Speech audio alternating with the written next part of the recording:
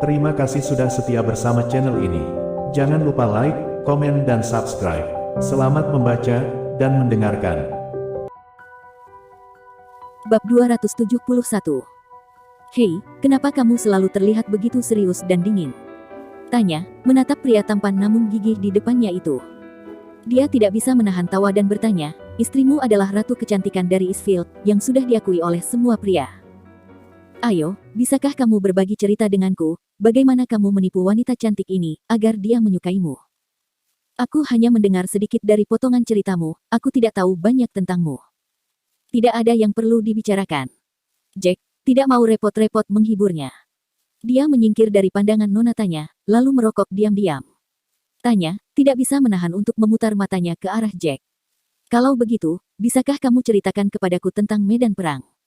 Bukankah kamu di medan perang selama 5 tahun? Apakah kamu memiliki bekas luka di tubuhmu? Ya, itu benar. Jack tersenyum pahit, namun, semua bekas luka itu sudah sembuh sekarang. Aku tidak memiliki bekas luka yang tersisa di tubuhku. Jadi, kamu tidak bisa melihatnya. Pada saat itu, aku hanya ingin bertahan hidup, dan tumbuh lebih kuat, hingga banyak bekas luka yang menempel di tubuhku. Pada akhirnya, aku berhasil menjadi lebih kuat, dan bisa mengobati bekas lukaku. Kamu sangat kuat, bahkan Harvey pun bukan tandinganmu. Tanya tertawa dan berkata, sayang sekali, komandan kepala kami baru saja kembali ke kampung halamannya, jika tidak, dia akan menantangmu segera, setelah dia tahu tentang kekuatanmu. Apakah kamu yakin? Jack mengerutkan kening. Itu hanyalah kompetisi persahabatan. Pria ini suka bertukar keterampilan dengan orang lain, jika dia mengetahui seorang ahli ada di sini. Jadi, dia pasti akan menantangmu untuk bertarung. Apalagi, bayaranmu jauh lebih tinggi daripada miliknya, dia pasti akan tertarik kepadamu. Tanya terkekeh. Tepat pada saat itu, Sonia masuk melalui gerbang dengan marah. Hei, apa yang dia lakukan di sini? Bukankah dia seharusnya bekerja? Tanya mengerutkan kening, saat melihat Sonia memasuki kediamannya. Melihat Sonia langsung menuju pintu villa utama keluarga, untuk bertemu dengan ayahnya, rasa penasaran Tanya semakin bertambah. Ayo, kita lihat apa yang sedang terjadi. Sepertinya, Nona Sonia agak marah, entah siapa yang membuatnya begitu marah. Jack mengerutkan kening ketika dia mendengar itu.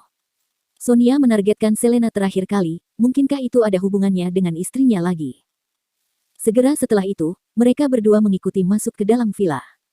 Begitu mereka sampai di pintu, Jack bisa mendengar Sonia menggerutu di dalam. Dia segera meraih lengan Tanya, yang hendak membuka pintu, dan menariknya kembali. Tanya merasa tersipu ketika Jack meraih tangannya. Sepanjang hidupnya, tidak ada seorang pria pun yang berani menarik tangannya, seperti yang baru saja Jack lakukan. Apalagi, Jack hanyalah seorang pengawal. Sungguh pria yang cukup berani. Tanya segera menatap Jack, yang sudah melonggarkan cengkeramannya. Jack sedang fokus mendengarkan apa yang terjadi di dalam. Sepertinya, dia tidak peduli dengan tangannya sama sekali. Paman, manajer pengadaan baru ini, sangat mengerikan. Dia membuatku kesal sepanjang hari, dan dia sangat arogan. Aku sudah bekerja keras, untuk mencarikannya asisten yang cocok, tapi, dia tidak berterima kasih kepadaku, dan malah mengusir orang itu. Dia bahkan memarahiku, mengatakan aku hanya menyanjung diriku sendiri. Coba tebak, apa yang dilakukan wanita itu? Dia menelepon teman kuliahnya, agar bisa datang untuk wawancara kerja. Dia menyalahgunakan kekuasaannya.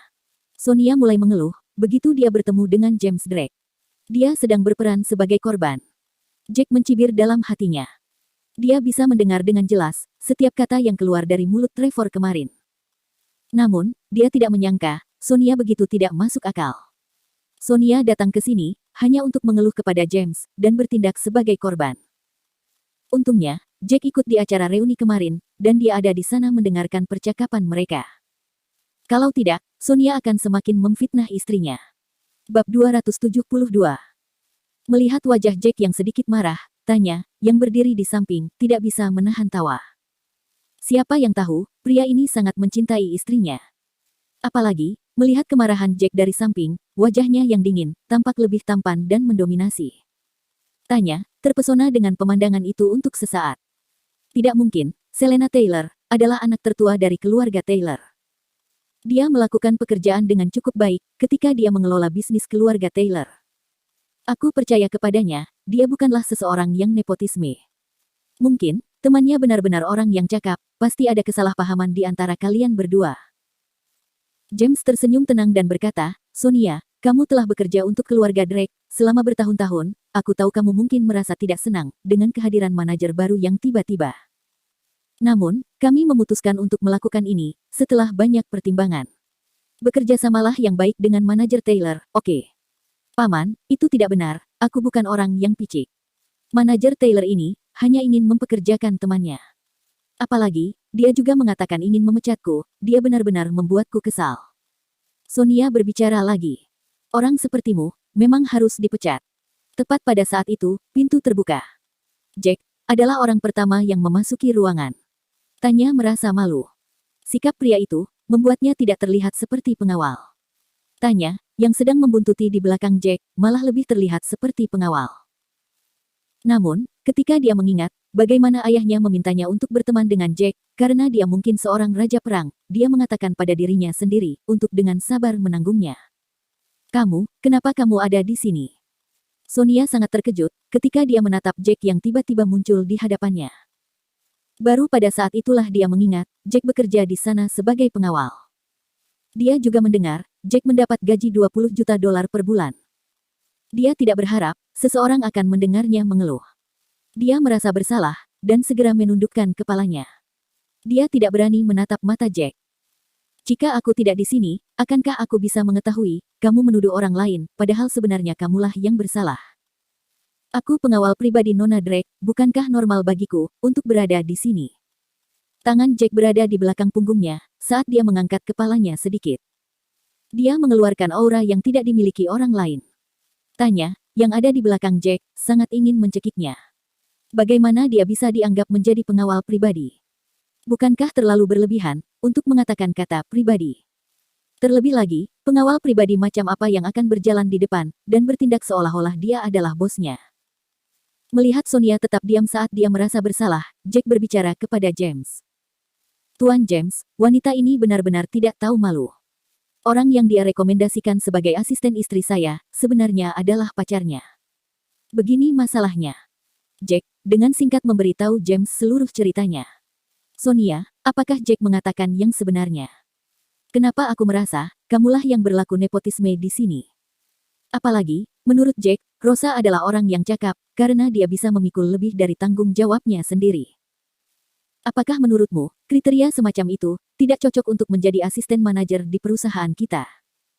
Wajah James menjadi gelap saat dia berkata dengan nada sedikit marah. Dia berbicara omong kosong. Sonia menolak untuk mengakui.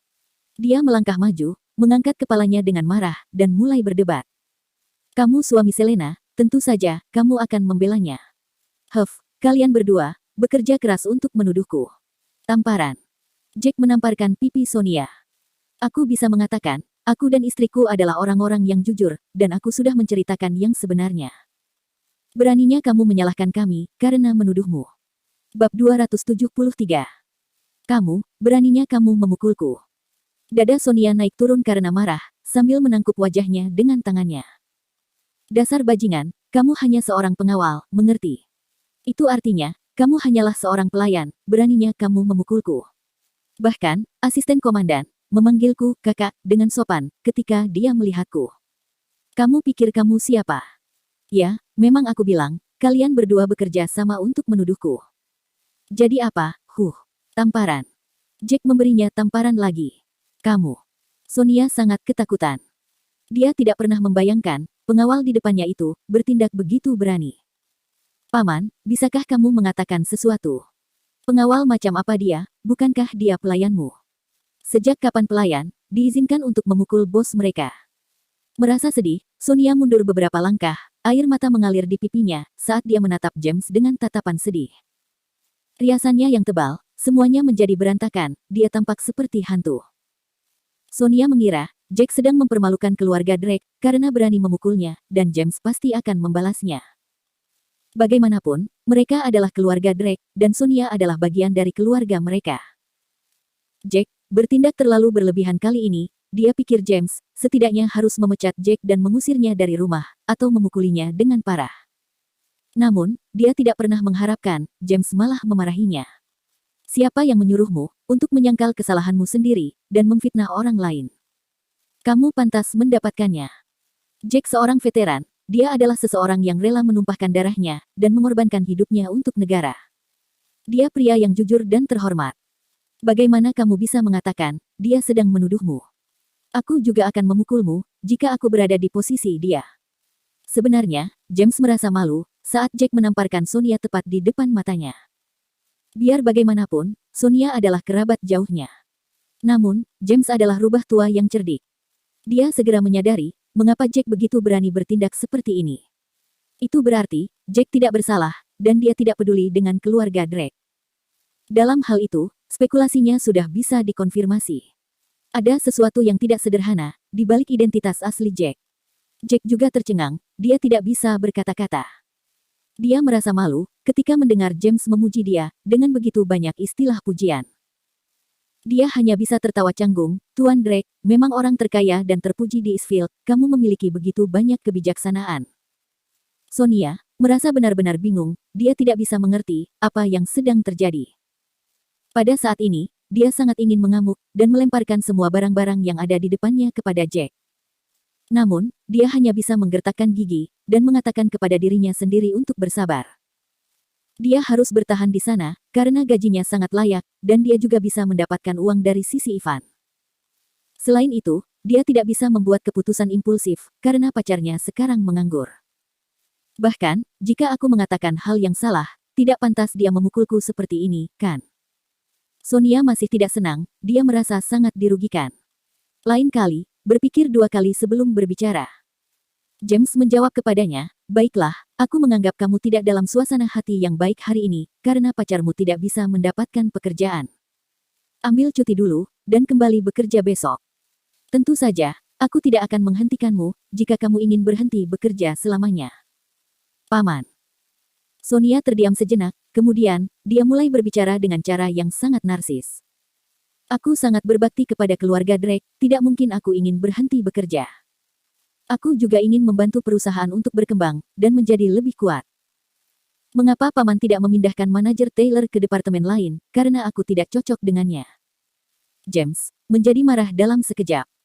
Kemudian dia berkata, bagaimana kalau aku memindahkanmu ke departemen lain? Bab 274. Tidak, itu tidak perlu.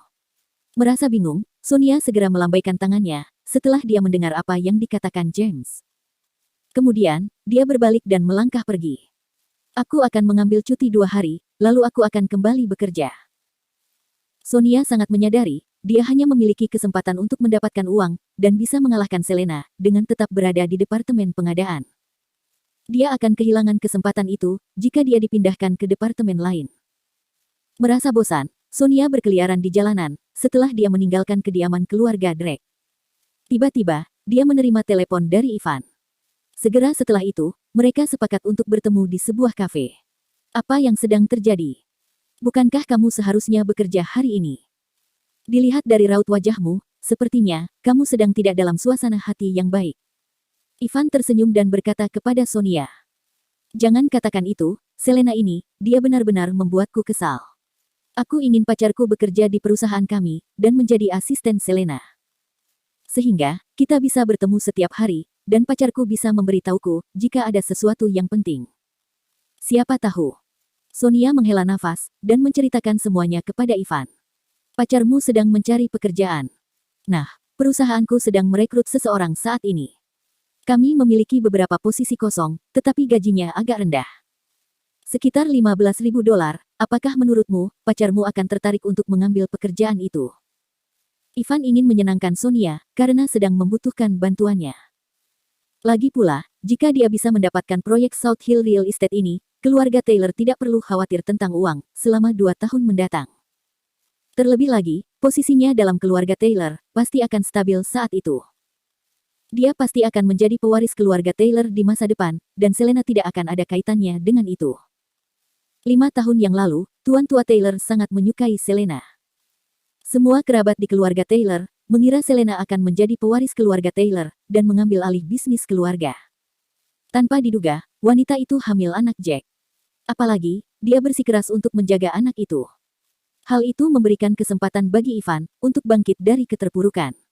Benarkah, itu akan sangat bagus. Gajinya dianggap cukup layak.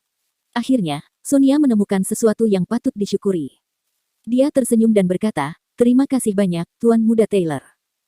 Aku akan meminta pacarku untuk menghubungimu besok pagi." "Baiklah, minta dia untuk datang langsung ke kantorku besok, dia akan menjadi asistenku." Ivan berkata sambil tertawa. Meski bisnis keluarga Taylor tergolong menengah, dan gaji yang mereka tawarkan tidak terlalu tinggi, namun, hal itu bisa dibilang cukup lumayan. Itu luar biasa. Aku harap kamu bisa memberinya nasihat yang lebih berharga, dan membimbingnya dengan baik di masa depan. Sonia tersenyum sopan. "Terima kasih kembali." Ivan berkata, dan baru pada saat itulah, dia mulai berbicara tentang topik utama. "Ngomong-ngomong, Supervisor Neal, aku sudah menyiapkan semua informasi untukmu. Sudahkah kamu mengumpulkan informasi tentang siapa saja pesaing kita?"